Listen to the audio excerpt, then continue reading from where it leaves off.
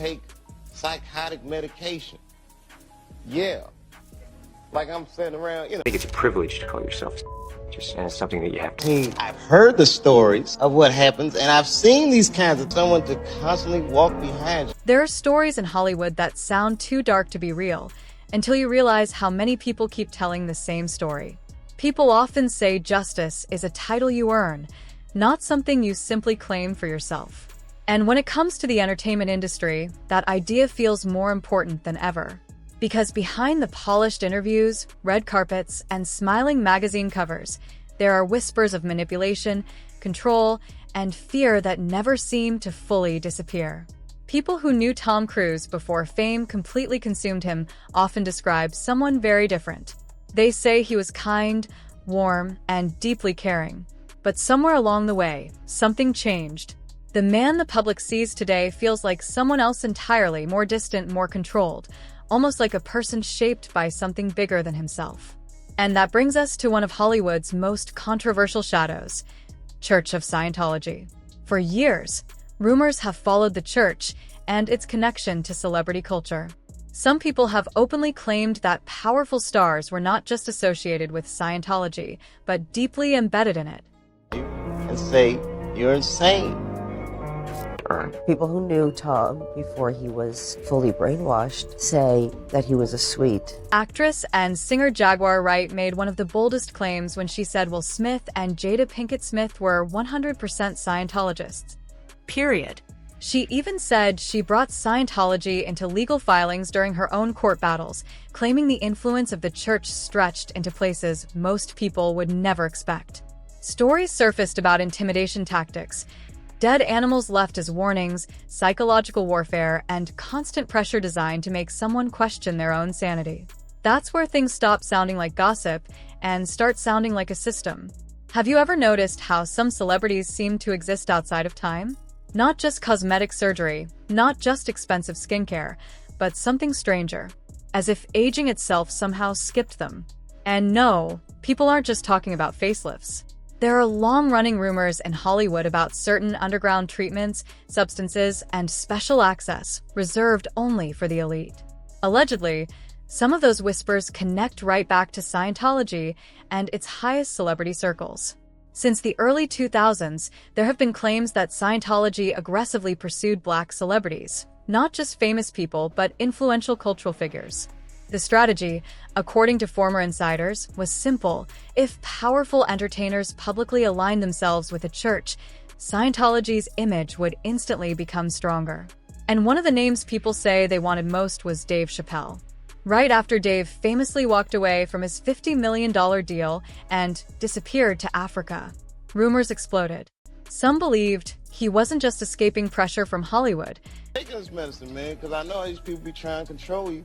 Or maybe discredit. I was afraid, like, you know. Wow. It's like the cops, too. I mean, you've chatted about the LAPD. You know, not long ago, the Hollywood... He was escaping something much deeper. There was even an old website called Chappelle Theory that claimed a secret network of powerful Black figures in Hollywood called the Dark Crusaders pressured him to fall in line. According to that theory, refusing to cooperate meant risking everything, even family. Conspiracy or not, what Dave himself later said was chilling enough. When he returned from Africa and appeared on Oprah Winfrey's platform, he described something disturbing. He said people were trying to convince him he was crazy, not metaphorically, literally. They tried to tell him he was losing his mind.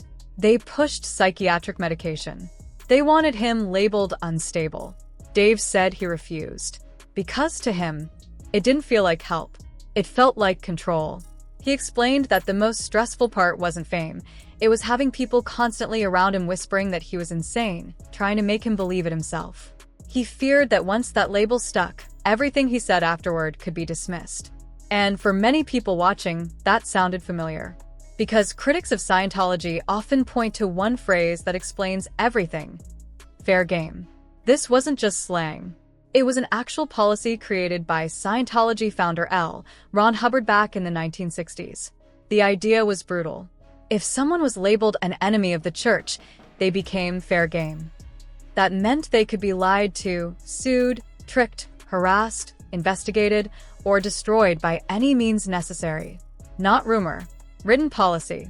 Even though Scientology later claimed the term was canceled, former members and whistleblowers have repeatedly said the tactics never ended. They just stopped using the name. And once you understand that, a lot of Hollywood starts looking different. There's something called a noisy investigation. It sounds harmless. It isn't. Private investigators contact your neighbors, your friends, your coworkers, everyone around you, and imply you're under investigation for crimes.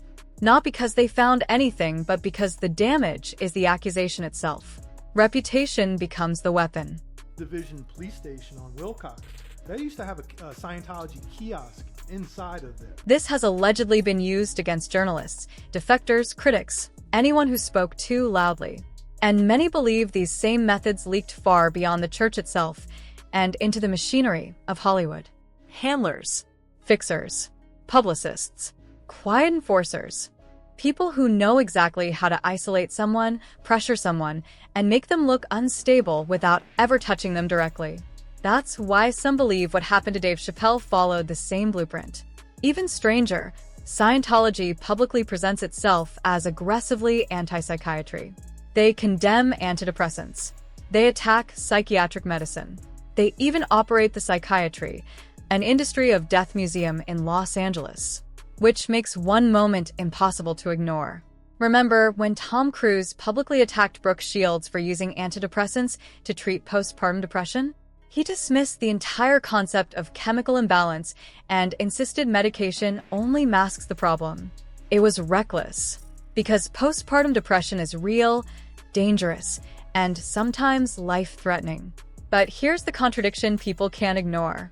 If Scientology is so anti-medication, why did Dave Chappelle say people were trying to push antipsychotic medication on him when he wasn't even mentally ill? That question changes everything. Because maybe the issue was never medication itself. Maybe the issue was control. If someone can be labeled unstable, they become easier to silence, easier to discredit, easier to manage. That's not treatment. That's strategy. And then there's the other side of the rumors, the anti-aging side.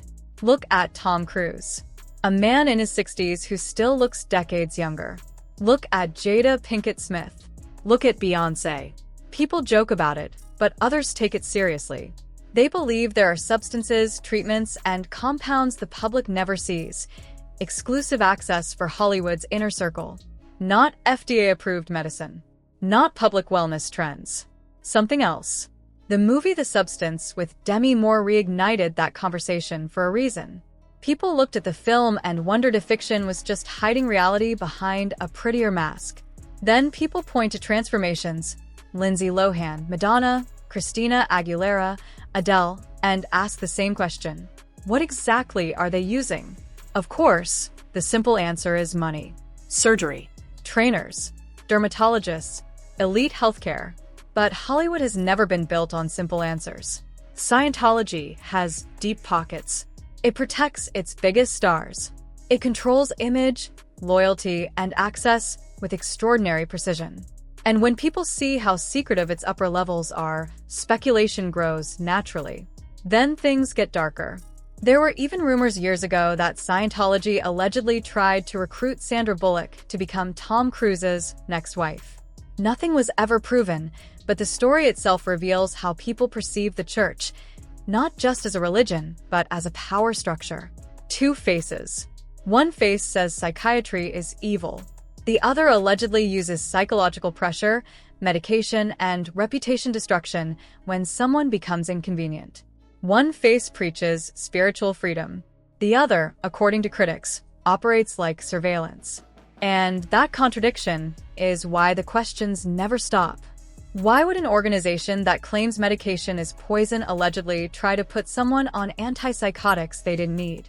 Why do so many people who leave describe the same tactics? Fear, isolation, gaslighting, and intimidation.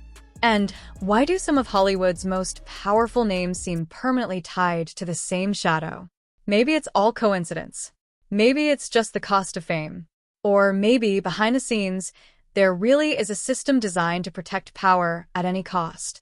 And if that's true, then the scariest part isn't what we know. It's how much we still don't.